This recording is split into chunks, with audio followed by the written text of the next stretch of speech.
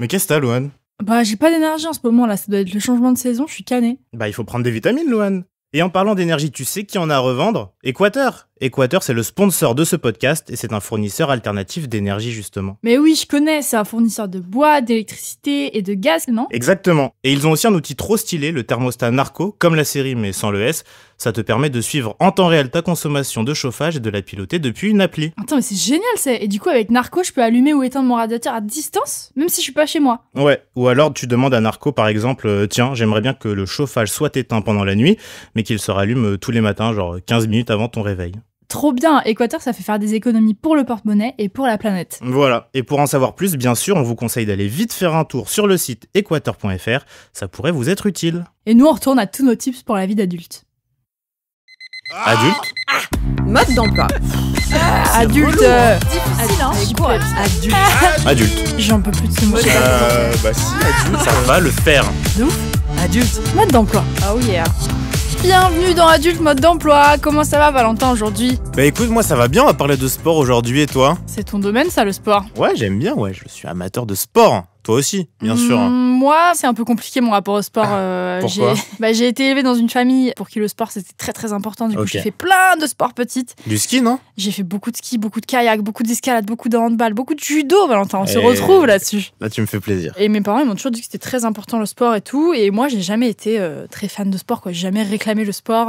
Ça n'a pas été trop mon truc dans lequel je m'épanouissais. Ok.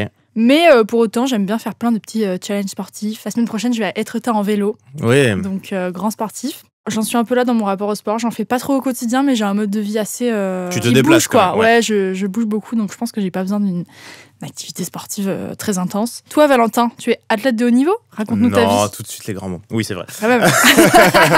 Oui, moi je fais du judo, j'ai commencé à 5 ans. Donc en vrai, c'est genre presque toute ma vie, c'est un petit peu viscéral pour moi de faire du sport. Là, tu vois, ça fait 2 mois que j'en fais pas parce que je suis blessé et ça commence à être long. Nous, dans le judo, on a des régimes assez drastiques, donc des fois des petits TCA, même pas petits, des troubles du comportement alimentaire. Donc il faut faire attention, mais de toute façon, nous, l'idée aujourd'hui, c'est pas de vous dire de faire 2 heures de sport par jour, déjà c'est pas tenable. Et puis il faut pas culpabiliser de pas en faire autant, surtout. Justement, faire du sport. Qu'est-ce que ça veut dire vraiment, Louane? Est-ce qu'il faut vraiment qu'on trouve la motivation pour en faire? Pour en parler, aujourd'hui, on reçoit quelqu'un que je connais bien, mon médecin, et le médecin des Français, finalement, Jean-Marc Sen. Salut Jean-Marc. Salut Jean-Marc. Hello Valentin, hello Louane. Comment ça Content va? d'être avec vous. C'est vrai? Bah oui. Merci d'être venu, c'est très gentil. Qui es-tu, Jean-Marc? Ah bon, moi, je suis un doc. Doc. Doc Médecin, Jean-Marc. le doc Jean-Marc, je suis médecin du sport, voilà. Et donc, je suis des athlètes de haut niveau, mais aussi, je suis toute personne qui a envie de bouger et qui a un souci, une petite pathologie liée au fait de bouger, j'essaye de le soigner. Et donc, c'est ça, Génial. médecin du sport, c'est que ça soigne tout le monde. Waouh, c'est trop mignon. Jean-Marc, est-ce Yes. que pour être en bonne santé, ça veut forcément dire devoir faire du sport? Ah, faire du sport, ça c'est un des déterminants. En fait, c'est un déterminant de santé. Le fait de faire du sport, c'est vrai que ça aide. Ça aide parce que le fait de bouger, et ça a été démontré dans plein d'études, ça permet en fait d'éviter plein de pathologies. Et même plus, ça permet de traiter plein de pathologies. Alors, ce qu'il y a, c'est que tout de suite, quand on dit sport, quelquefois les gens ils stressent un peu. Je vois Ils ont la Louane que goutte tu au front. comprends ce que je suis en train de dire. Tu vas pas aller en salle de musculation, t'inquiète Il va pas. falloir s'y mettre. J'y étais, Valentin, et j'ai souffert. Eh justement, c'est pas obligatoirement ça. C'est-à-dire que le sport, quand on entend sport, on entend activité physique. C'est le fait de bouger, finalement. Donc, c'est pas obligé de faire, des choses, comme fait Valentin, c'est-à-dire des choses vraiment extrêmement puissantes, fortes, et parce que c'est de la compétition. C'est simplement le fait de marcher, de bouger, de faire bouger son corps. On fait, en fait, de l'activité physique. Et ça, rien que le fait de faire ça, c'est bon pour la santé. Et sinon, faire du sport, ça a des vertus autres qu'être beau ou belle sur la plage l'été? Mais ouais, ça a des vertus, justement pour la santé. Mmh. En fait, le fait de faire fonctionner correctement notre corps, va faire qu'il va être mieux régulé. Il va y avoir moins de dysfonctions, moins de pathologies. Et donc, les vertus, elles sont physiques. Voilà, on va avoir moins mal au dos, on va être plus souple, on va moins se blesser. C'est des vertus aussi psychologiques. C'est super bon pour le moral. En fait, ça permet de lutter contre le stress, ça permet de lutter contre l'anxiété, ça permet de lutter contre la dépression. Par exemple, quelqu'un qui est dépressif, vous savez, de manière légère, le premier traitement que propose maintenant un médecin, c'est de se bouger. Et ça veut dire, donc pas forcément du sport, se bouger, mais quoi, on fait 10 000 pas par jour comme on entend, comme on voit sur les réseaux sociaux, ou c'est un peu différent de ça? 10 000 pas par jour, déjà, ça suffit, ça, c'est les recommandations. Ok. Le fait de faire, en fait, 30 minutes où on bouge comme ça, de manière un petit peu active. Alors, modéré, ça veut dire quoi? Ça veut dire que, hop, on bouge, on emmène un petit peu notre souffle, on sue très légèrement, et ça, si on fait ça 30 minutes par jour, 5 fois par semaine, ça suffit. Donc le jardinage, par exemple, ça me fait transpirer des fois. Le jardinage, c'est top. Voilà un type d'activité, en fait, qui sont pas obligatoirement une activité sportive dans le sens où il n'y a pas de compétition, il n'y a pas de choses. Le jardinage, le fait de bricoler, le fait de se déplacer, d'aller faire les boutiques. À faire les boutiques, t'es en train de m'intéresser là. Le fameux sport de boutiquier, quoi. De boutiquier qui marche. Et ben tout ça, le tout, c'est de le faire régulièrement. C'est de le faire de manière adaptée à sa condition physique. Et puis, c'est de le faire très progressivement. Si on fait ça progressivement, de manière adaptée et régulière, c'est tout bénef. Ok, et si on veut quand même se mettre un peu au sport en dehors de la marche ou des trucs du quotidien, comment on se motive? Qu'est-ce qu'on peut faire comme sport un peu facile à faire si on n'a pas trop la motive? Alors ça, c'est une super bonne question parce que, en fait, l'essentiel pour pouvoir bouger durablement, parce qu'en fait, c'est bouger dans le temps. Une fois, on peut à peu près tout faire. Une fois, une expérience, ça, on peut tout faire. Mais le fait de le faire de manière répétée, eh bien ça, il faut que ça fasse plaisir. Il faut que ça fasse plaise. C'est-à-dire que, clairement, on doit avoir envie d'y aller parce que on aime bien ça, parce qu'on retrouve des amis, parce qu'on a envie de s'aérer, d'être à l'extérieur, parce qu'on va découvrir des nouvelles personnes. Enfin voilà, peu importe la chose en fait qui nous motive, l'important c'est d'avoir le plaisir. Si on a un plaisir, on va y retourner. On va activer ce qu'on appelle le circuit de la récompense. Et c'est ça qui est vraiment la chose à retenir, c'est de trouver quelque chose qui fait plaisir. Alors au début, c'est un peu difficile, hein, parce qu'on se dit, ouais, je sais pas quel sport choisir, etc. Donc l'idée, c'est plutôt de se dire déjà, quel est mon profil? J'aime bien être à l'extérieur ou à l'intérieur?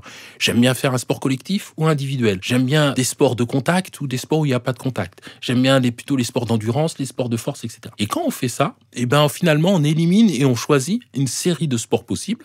Maintenant, c'est facile, hein, on peut essayer ponctuellement plein de sports différents. On l'essaye, on voit si ça plaît. Et à partir du moment où on accroche, c'est parti, ça, on va y retourner.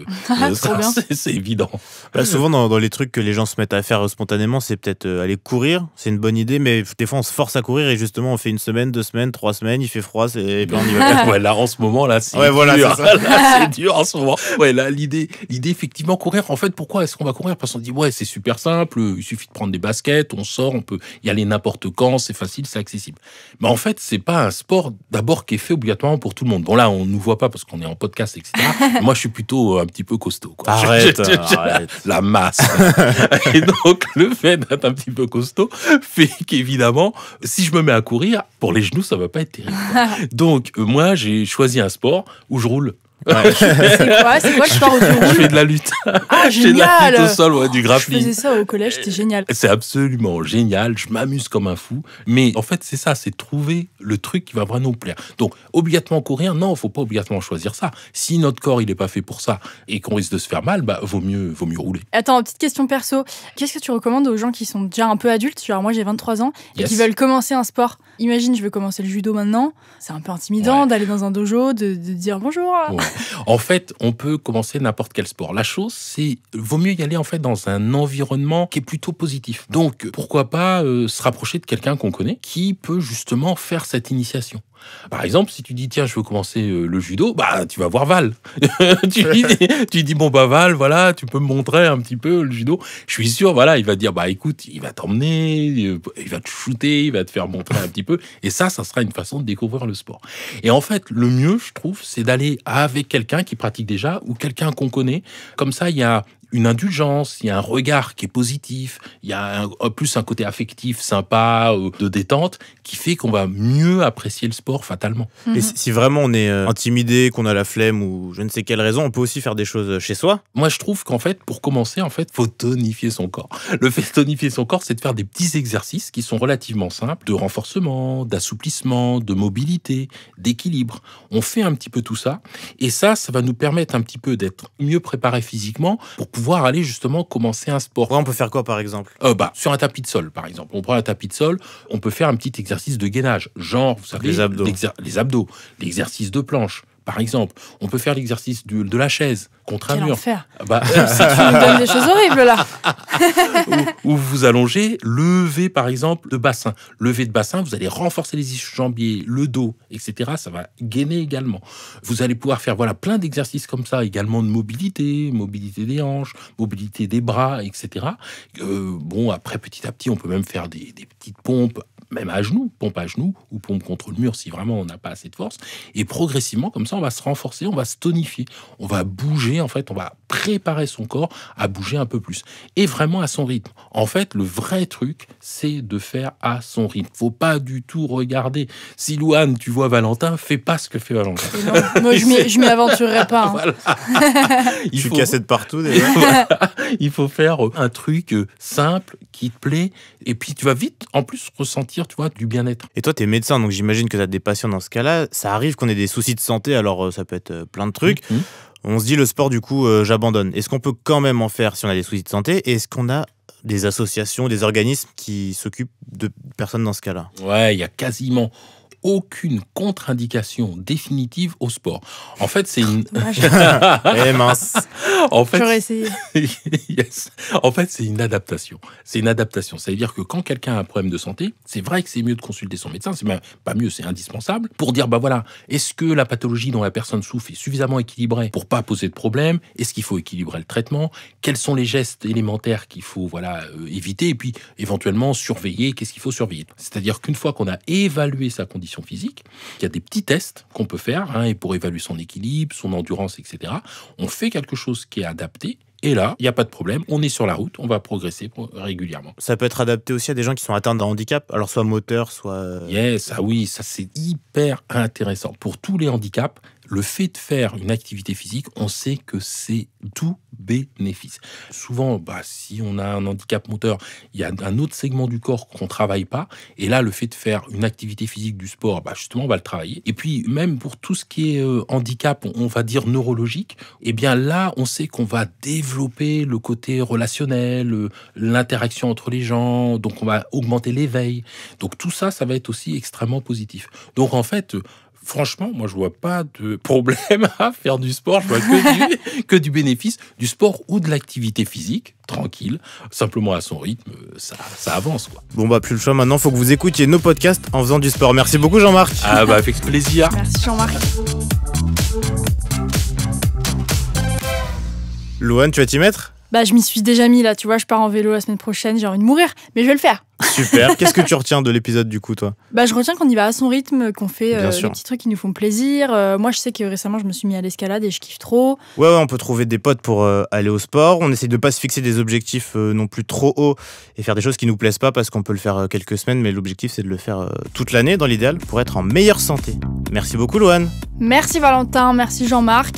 En attendant, on se retrouve sur les réseaux sociaux de Nouvelles Écoutes, Instagram, Twitter, @Nouvelles Écoutes et nos réseaux perso, Louane Mancho sur et Instagram. Nato81. C'est ça. Bisous tout le monde, faites du sport. Bisous. Ciao. Bisous.